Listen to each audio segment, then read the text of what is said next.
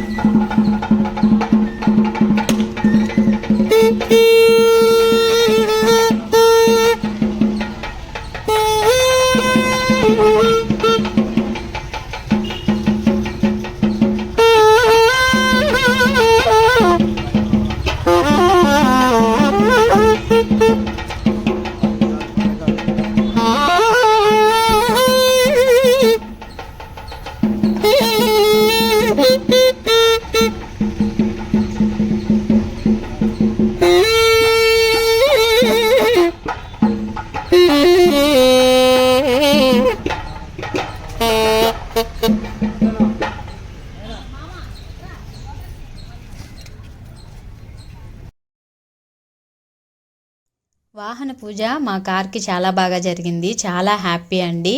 ఇక్కడ వాహన గణపతి ఉంటారనమాట. అక్కడే మనకి పూజ చేస్తారు. బొట్లు అన్నీ కూడా వాళ్ళే పెడతారు. ఇంకా నియర్ బైగా మా పెద్ద ఆడబిడ్డ వాళ్ళు ఉన్నారనమాట. వాళ్ళ ఫ్యామిలీతో పాటు వచ్చారు. ఇంకా గణపతి ఐడిల్ తీసి మన కారులో పెట్టి తను అక్కడ పూజ చేస్తూ ఉన్నారనమాట. పూలు అవి పెట్టి. ఇంకా మేమందరూ కలిసి 100 రూపీస్ టికెట్ తీసుకొని దర్శనం చేసుకొని వచ్చామన్నమాట. ఇంకా అక్కడి నుంచి తిరుపతికి స్టార్ట్ అయ్యాము. మా ఊరికి వెళ్ళాలి అక్కడి నుంచి. సో ఊరి దగ్గరికి అయితే రీచ్ అయిపోయాము. ఇక్కడ ఆల్రెడీ మా చిన్నాడు బిడ్డ ఉందన్నమాట, అమరావతి.